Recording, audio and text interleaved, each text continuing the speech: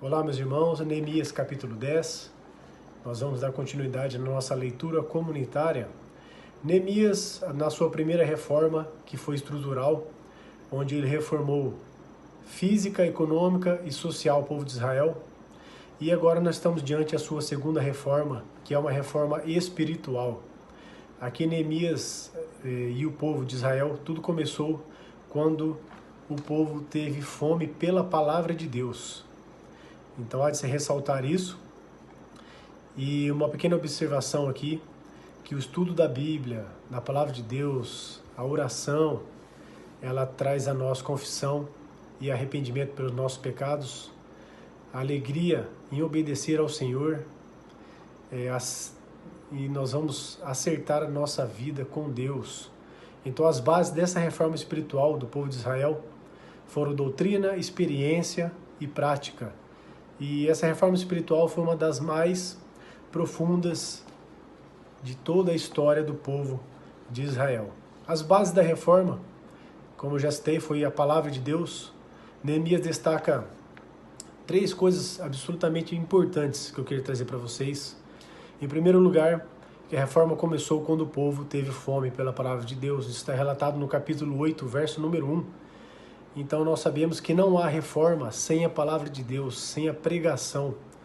O Pentecostes, a reforma protestante, os movimentos puritanos que vieram logo depois da reforma protestante, os avivamentos, todos que tiveram no decorrer da história, todos eles foram produzidos pela volta à palavra do Senhor. E é pela palavra de Deus nós sabemos que os pecadores são chamados ao arrependimento e eles são convertidos. É pela palavra de Deus que os incrédulos são convertidos. Os santos são edificados também pela palavra de Deus, são treinados para a obra, e é pela palavra de Deus que nós vencemos o nosso inimigo. Então, meus irmãos, hoje a maior necessidade da igreja é voltar para a palavra de Deus, segundo diz Hernandes Dias Lopes. Os participantes da reforma, nós vimos aqui que foram os líderes do povo, eles que começaram.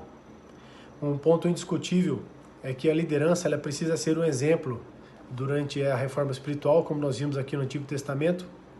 Eles estão à frente do povo, liderando o povo, então eles são um modelo para o povo. Neemias, como governador, ele foi o primeiro a selar aquele pacto, aquele compromisso de se dedicar aí à palavra de Deus. Ele que era governador de Judá. Logo no verso 1 já tem esse relato. Outro ponto fundamental que é destacado por Neemias foi que todo o povo aderiu à reforma. Está no verso 28 e 29.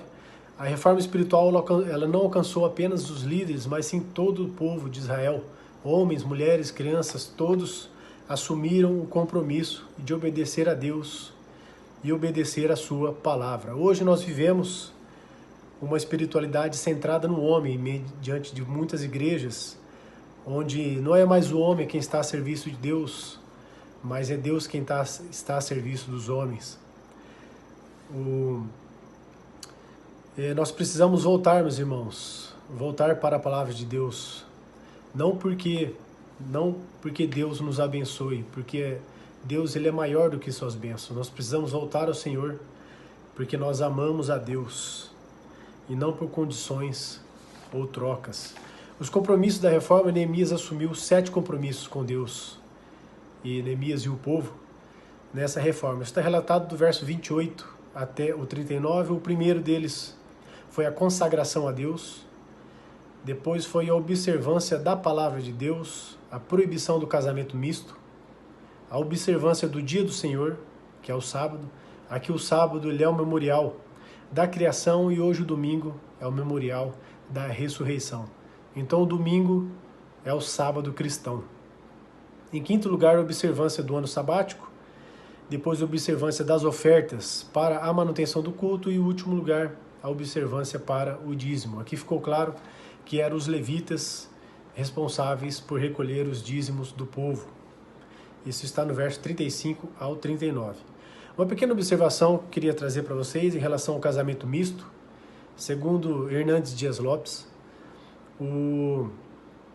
o cônjuge, um casamento misto, pode acontecer 3 possibilidades. Primeiro, o cônjuge que não é incrédulo, né, que não é crente, ele se converte. A segunda opção é que o cônjuge incrédulo, ele não se converte. E a terceira opção é que o cônjuge crente pode se afastar da igreja. Então, mediante essas 3 opções, num casamento misto, Paulo nos exorta no Novo Testamento sobre o julgo desigual, e há um estudo que relata, publicado aqui pelo Hernandes Dias Lopes, que 75% dos casamentos onde há uma pessoa crente e uma pessoa que não é crente, eles passam por experiências amargas. Então você que não é casado, que ainda namora, é noivo, você que é solteiro, então tenha cuidado para escolher aí o seu parceiro. Mediante esse estudo aqui, 75% vão passar aí por experiências amargas. Que Deus os abençoe e os dê sabedoria.